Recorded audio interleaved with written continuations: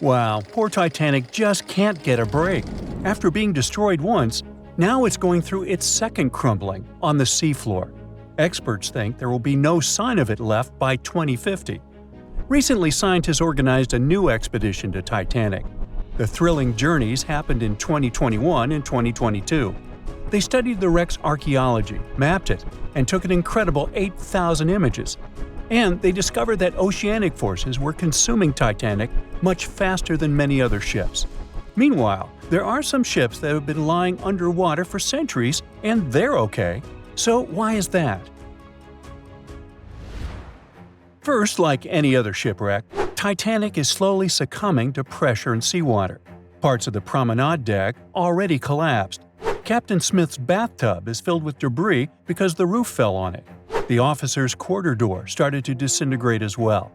The bow is still holding on, buried 60 feet into the mud, just like 25 years ago. But it will also face an inevitable fate one day. Certain structures on the ship could last much longer, maybe for hundreds of years. For example, the thick boilers and reciprocating engines. But lighter elements like railings and wood are doomed. One of the biggest things that can crazily speed up the decay are hungry microbes. The Titanic is being eaten away. It turns out the Titanic has its own specific type of bacteria called Halomonas titanicae, and yes, it's literally named after the ship.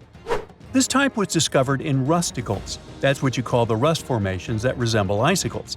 They were snacking on the hull of the Titanic, and scientists first stumbled upon them in 2010 during a wreck expedition. These little guys slowly eat away at the steel. They stick to the steel surfaces, causing knob-like mounds of rust to form. These mounds cover the wreck of Titanic, and the porous rusticles then dissolve into fine powder. It's like they're trying to turn the ship into dust. Add the immense water pressure, super cold temperatures, and salt, hence the fast decay. But bacteria isn't the only problem. There are two main things that determine how long a shipwreck might last after sinking. The first one is oxygen, or rather the lack of it.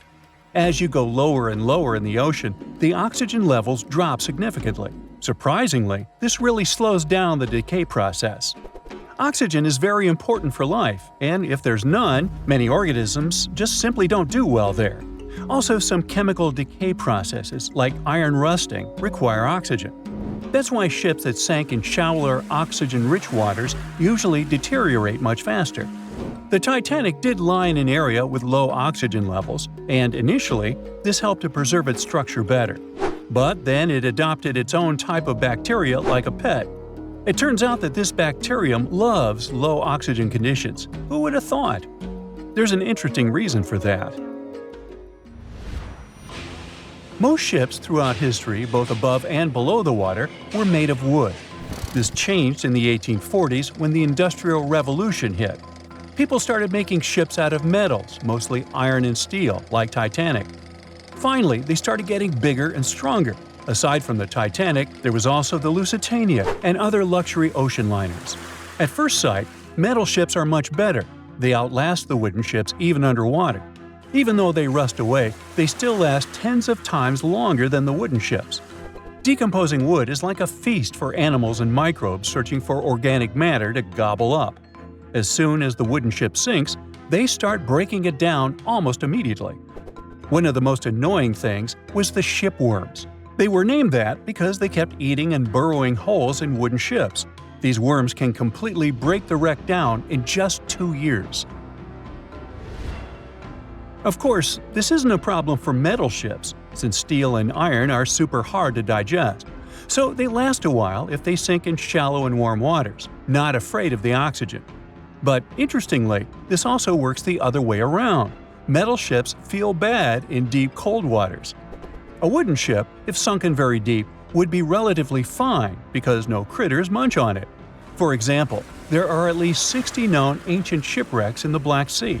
Some of them made back in ancient Greece, and they're completely fine. You can literally read the engravings in their planks. One of them is a Greek merchant ship that dates back to more than 2,040 years ago. The rudder, rowing benches, and even the contents of its hold remain perfectly preserved. Now it's known as the oldest intact shipwreck. But in deep cold waters, microbes, like that gobble on Titanic, run on iron. Usually they got this iron from geologic vents on the seafloor, like underwater volcanoes and stuff. But now they also have humans to support their food supply. All this gives us the second crucial factor of decay – materials. Organic materials are the clear losers, especially when exposed to the open ocean. Not just because of the microbes, but also because they're much more delicate than those of ceramic, glass, stone, or metallic origin. For organic matter to survive, being buried is often the best bet. The thing is, fossils that are buried underground are well protected from oxygen and bacteria that contribute the most to the decay. Take for example the Mary Rose, a Tudor ship that sank in the 16th century near England. Many of its wooden structures and artifacts were well preserved, all thanks to being buried in mud. Or the Ship of Gold. This ship sank off the coast of Northern California in 1857. It had a wealth of treasures on it, hence the name. In 1991, a couple of divers stumbled upon a crazy find – a pair of work pants from this ship. The pants are 150 years old, but they survived because they were in a buried and sealed leather chest on the Ship of Gold, so no oxygen or microbes could reach it. The owner of the pants, John Dement, survived the wreck back in the day, but all his gear sank. The recovered pants fetched over $100,000 at auction in 2022. But even though the Titanic will completely decay, perhaps by 2050, it will have an interesting fate. As mentioned, these shipwrecks rest on some crazy depths, between 9,800 and 20,000 feet. There lies the Abyssal Plain, one of the flattest, most depressingly desolate places on Earth. It's an endless expanse of muddy seafloor. Occasionally, you can find some rocks and boulders here and there. They were once picked up by drifting glaciers. Glaciers calve into icebergs, like those that caused the catastrophe, and the icebergs drop these rocks on the seafloor as they melt. Places like this are scary to humans, but for tiny marine life, they're awesome. This vast, quiet area is home to burrowing worms and other tiny creatures, and one of their favorite places to thrive in are occasional shipwrecks. The Titanic will become their home, a so-called artificial reef. Even after the decay, its structure will provide a substrate for marine life, like a building framework. Such artificial reefs create little unexpected pockets of life in underwater deserts. Coral loves to grow on wrecks, and this creates some structure for little critters to hide and nestle in. The Titanic is already transforming into a vibrant place full of corals and small animals. The images show an amazing variety of life: shrimp, squat lobsters, and even curious rat-tailed fish cruising around the site. As a reef, the Titanic will continue to thrive for centuries to come. The researchers are excited about revisiting the Titanic in the future. They'll use advanced sonar and laser scanning technology to survey the wreck site and capture some high-quality photos for a better understanding of the Titanic's condition. They're also curious about how coral grows on shipwrecks compared to other underwater features, such as volcanic reefs. All this will be helpful for marine biology and the shipbuilding industry.